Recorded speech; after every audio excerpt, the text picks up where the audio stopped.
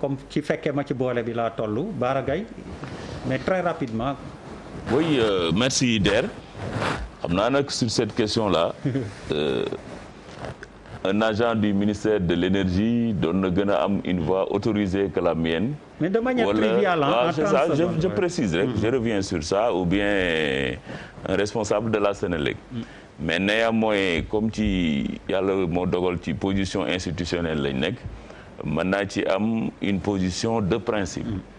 position bi mooy lan mooy jàpp naa ne quand même dans le domaine de l'énergie bi ñu jëlee réew mi ak léegi quand même Sénélec ak gouvernement président Macky Sall posé nañ ay actes yoo xam ne li nga xam ne loolu la Sénégalais yi bëgg mooy la disponibilité de l'énergie 24 heures sur 24 Sénégalais yi di ko am au moins dans l'ensemble du territoire loolu jàpp naa ne quand même suñu gouvernement relevé na défi boobu premier élément deuxième élément Sénélec tamit jàpp naa ne eggoon nañu foo xam ne presque entreprise la boo xam ne eggoon na ci suuf parce que plan Takkal ñëpp dégg nañ ko fi ak yooyu mais quand même à la décharge du ministère de l'énergie et particulièrement Makhtar Cissé ak équipe bi nga xam ne yore nañ Sénélec ci moment yi ci ginnaaw Sénégalais yi gisoon nañ beneen image yu Sénélec quand même en termes de communication de présence ak lépp quand même kenn mënul nangu ne Sénélec def nañ ci liggéey bu am solo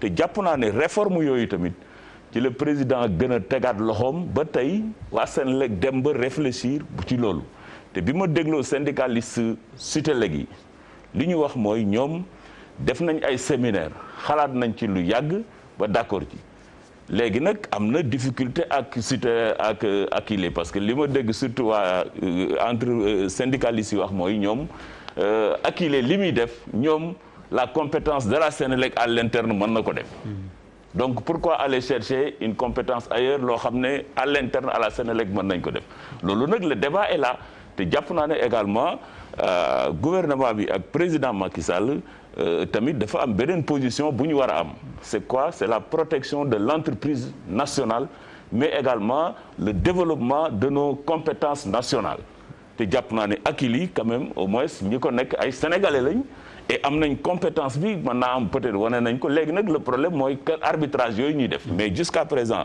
man gisaguma bi coow li amee ak léegi donc un communiqué officiel boo xam ne ministère de l'énergie moo ko génne gisaguma conférence de presse u DG Sénélec donc li ma jàpp mooy li ñuy waxagun nii ay supputation la rek rencontre bi nag nee nañ ak président am na et tout mais attendons de voir mais li ma jàpp mooy par principe le président Macky Sall veillera à l'intérêt des Sénégalais mais également à ce que Sénélec soit une entreprise performante bu mën a continuer di jox énergie Sénégalais yi parce que sans l'énergie l'économie ne peut pas avancer. Merci beaucoup alors est-ce que géologue yi dinañuy waxi courant. ànd na.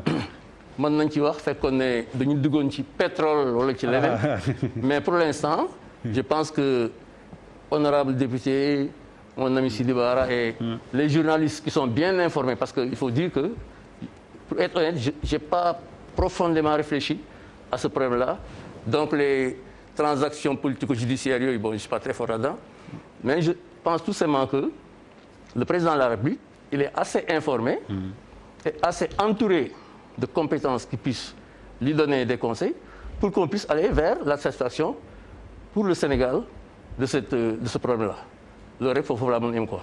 Papis balaa nga naan dam la fàtte. non xam nga tu es l'homme cool. l'homme cool macha allah. may yambooru jàkkaarloo. c'est bon tu es l'homme cool. non bàyyi noonu bul changer li ma wax. en fait merci Der. merci à tout le monde professeur ak ñëpp ñu toog fii man damay wax ouf moi je dis ouf dans un premier temps. tu es soulagé. non pas soulagé libéré quoi. allégé. Parce que je pense que nous avons d'autres urgences dans ce pays. am na yenn urgence quoi à mon avis. En partant des faits qui nous sont donnés damay taxaw ci ñaari constat benn bi moom mooy mala la soulevé président de la République bu toogee pour arbitrage këram jaxasoo mu taxaw ne lii bu leen ko bàyyi maanaam na Akilee ak Sénélec na ko racheter du wax nañ jël lu bon. Je ne pense pas que le président demande à ses services d'aller dans une merde quoi. Je ne pense pas. Non, laissez-moi dire parce que mooy il faut mu am sens il faut ni nga ko sentir nga koy waxee quoi c'est pas méchant. beneen bi mooy dans le dossier, je ne crois pas également, je ne pense pas. Voilà, donc, à la suite de ce que le président a fait, moi, un scandale, je ne pense pas que le président ait convoqué toutes les personnes morales autour de l'histoire, les responsables. Moi, des manquements, mais extrêmement graves, au point de vue pénal, et qu'il laisse la chose continuer. Il y aurait eu une intervention, de cohérence en termes d'analyse, la japonais. Donc, on nous a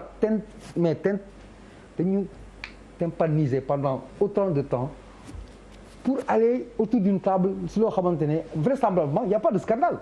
C'est des questions de convergence, de réajustement, de tout ce que tu sais, mais il n'y a pas de scandale parce que le président a réorienté les choses. Xam nga lu muy andiwaat rek dafay dépasser les gens qui sont concernés ñu waat si super présidentialité d'un régime. dafa am solo xoolal pour ceux qui sont là il a fallu tout ce temps. Est-ce que xam nga ne depuis décembre l'histoire n'a pas commencé avec Akilee, hein? C'est un prolongement. Ça a commencé à partir de la hausse ay mois de décembre léegi il y a une personne qui est la centralité des scandales muy Matar Cissé quoi. C'est yokku bi machin ba tey jii c'est autour de lui quoi. Alors je suis persuadé parce que tey jii ku nekk boo dee sa bàmmeel ngay yow kese yaa fay wéet. D'ailleurs bu ñu la delluwaatoon 2012 tey jii tey ne la on te propose Matar DG Senelec da nga wax waaw. Non il y a pas de c'est que il faut nga Sénégal il faut ñu jàng di waxtaan ak di regarder les yeux dans les yeux wax dëgg te yàlla moo tax. Parce que boo deewee tu seras seul dans ta tombe jàmbaar. Il y a des enjeux moi que j'appelle vils am na loo xam ne adduna jaru ko. Il y a des fils ay doomu réew mi ñoo xamante ne pour man dañ leen war a ne merci pour avoir au moins travaillé un temps soit peu pour leur pays benn fàttaliku boo xamante ne bu ñu fi génnee suba yàlla na yëpp di nga ne diw moo defoon lii pour le Sénégal pas pour lui pour le Sénégal am nañ si donc je veux dire par là. Oui mais Papis merci pour avoir fait ton boulot tamit est-ce que c'est pas je suis désolé yow xëy na laa ci dagg. Ne te désole pas vas-y mais laisse je peux continuer. mais bon merci pour avoir fait ton boulot non parce que dañu wax lu yàgg yoo xam ne ça nous a fait perdre du temps benn mooy quand je parlais de super présidentialité bi am mais xool je rêve que Sénégal arrivé à un niveau boo xamante ne dinañ am ay mais pourquoi on a laissé pourrir cette situation ba fii alors qu'on pouvait régler ça depuis longtemps. Honorable wax na léegi lu am solo lu Sénégalais yi nanguut a wax te politiciens yi ñu ngi koy commencé di ruumandaat wala di commencé organiser c'est-à-dire la suppression du poste de premier ministre est-ce que amul incidence sur l'administration. Parce que toutes les entités concernées dans ce conflit-là ñoom ñëpp sont sous la tutelle de l'administration sauf Akilee sax am na accointance ak Sénégal c'est-à-dire que l'administration sénégalaise avait la pleine mesure de régler l'histoire de façon très radicale en suivant la tutelle la hiérarchie. Elle n'a pas existé. Où se situe le problème est-ce que du lu honorable wax li c'est un problème de fond qu'il faut revoir. Est-ce que les lenteurs auxquelles nous faisons face ne peuvent pas être épargnées aux Sénégalais parce qu'il y a des alternatives qui se présentent. Et autant de choses yoo xamante ne mën nga leen wax donc dama ne man je rêve du modèle américain par exemple qui te propose entre parenthèses je ne propose pas pour le Sénégal mais genre pour casser un peu benn monopole bu excessif bu am boo xamante ni le président le vice-président il n'est jamais avec le président pour en cas de pépin ki mën a jël. xam nga la gouvernance du pays diriger. parce que benn nit kese centraliser tout ça. ñu perte du temps. Or à l'instant où nous parlons il y a des Sénégalais qui meurent pas de maladie naturelle de contamination. Est-ce que l'urgence est à ce niveau. Est-ce que l'urgence est à ce niveau. benn affaire mooy. wolof waaw est-ce que urgence bi mooy loolu am na ay nit yu faatu actuellement. moo tax keroog may fàttali may attaqué ma naan ko bul wax ceeb parce que balaa nga ne naam ne fa. C'est dans le même sillage. Donc dañuy jaawale les objectifs les priorités fekk ne du loolu mooy sunu priorité am na yeneen urgence yu am yu gën a ëppal nit ñi solo damay ñaan président de la République na lijjanti lii ñu avancé ci leneen dem ci l'essentiel. Matar Cissé Akilee Bitèye Charles c'est tous des Sénégalais on ne peut pas être au-dessus du Sénégal on ne peut pas être au-dessus du Sénégal on ne peut être qu'un fils du Sénégal. Et ça veut dire tout ce que ça veut dire. Charles balaa may dem ci Birima pour bañ ko fàtte. mais Der président lan la dogal. laaj nañ la ko. non moi je suis pas président de la République. Je n'ai pas en charge de cette nation. lan la dogal parce que parler comme ça pour parler lan la dogal foog Sénégalais yi xam ko. ah mais journaliste nga Charles. non am na luñ ci lijjanti ba xam ko. lan le président am na loo ci lijjanti xëy na ba xam ko. lan le président dogal quelle est la mesure comme lu ko waxee grand bi nii am na fi lu mu fi wax lu fi am solo. Y a-t-il un communiqué du ministère de l'énergie? Y a-t-il un communiqué de la présidence? Président nee na lan la fi donc nous on va parler comme ça sans savoir président lu mu wax nous on ne mérite pas sénégalais yi. ñoom waruñu xam lan la président dogal foofu ngay waxee je viens de comprendre fi nga bëggoon a yóbbu. la question est là lan la président dogal. nañ ko siiwal mu leer quoi maanaam. lan la président dogal boo ma ko waxee ma teer lan la président dogal. Sénégalais yi war nañ xam d'abord loolu. parce que buuba am na lu ma wax sànq xamul moi je ma wax lu ma xamul lan la président dogal. pour qu'on revoie que ñu jëndaat Akilee loolu la président wax. mais man der mën naa kii. vas-y. non man en fait man lu ma. non je Bouba s'il te plaît. non parce que genre j'ai l'impression que waxuloo quoi. oui c'est vrai que c'est vrai que non mais comme il n'avance pas. non comme da ngay continuer. non c'est pas comme il n'avance pas. on a quand même un membre département de l'État ici moom bokk ci biir gisul communiqué du ministère de la Justice gisul communiqué de la présidence et il y a eu un faux décret tout de suite il y a eu un communiqué on n'a rien on a seulement ay wax mooy que président de la République aurait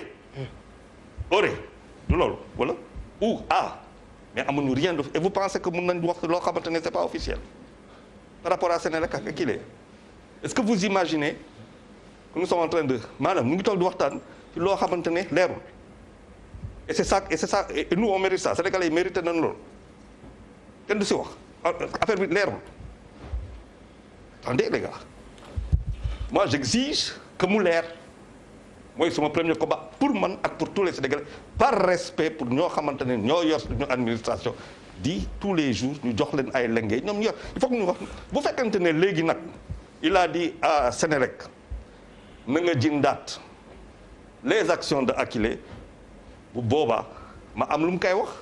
parce que lu leer mooy que le partenariat bu dee loolu le partenariat public privé les 3P viennent de prendre un sérieux coup benn gifle monumental mooy que quand c'est l'État boo dee privé balaa nga dugg fa fais attention ak ku fa nekk. Deuxièmement la lecture que j'ai un gosse de 39 ans yor benn start-up ay milliards c'est frappé pour lui. Il y a 70% de Sénégalais qui ont moins de 35 ans milliards yi bokku leen si bokku leen si vous êtes trop jeune pour ça. Je suis scandalisé on toog fi di perdre suma temps je suis scandalisé c'est un régime bu nekk ne c'est un régime libéral ba peut-être vous êtes ñeneen xamuñu ko wala kiiwuñu ko jusqu'en 2000 situation Sénégal dafa obligé woon un président socialiste à devenir libéral Abdou Diouf du dëgg si nous avons vu après des présidents keynésiens devenir socialistes peut-être dans le socialisme aujourd'hui un parti issu des libéraux montre à ce pays comment bu dee décision boobu la bu dee du décision boobu nag pourtant je parle d'hypothèse je ne peux pas parler des choses je pense que Akilee ak Sénélec les Sénégalais méritent nous wax leen quelle est la décision par un communiqué c'est le moindre de respect qu'on doit au Sénégal. On va fële Birima Ndiaye Birima ziar naa la encore une fois. maa ngi lay fay bu baax a baax.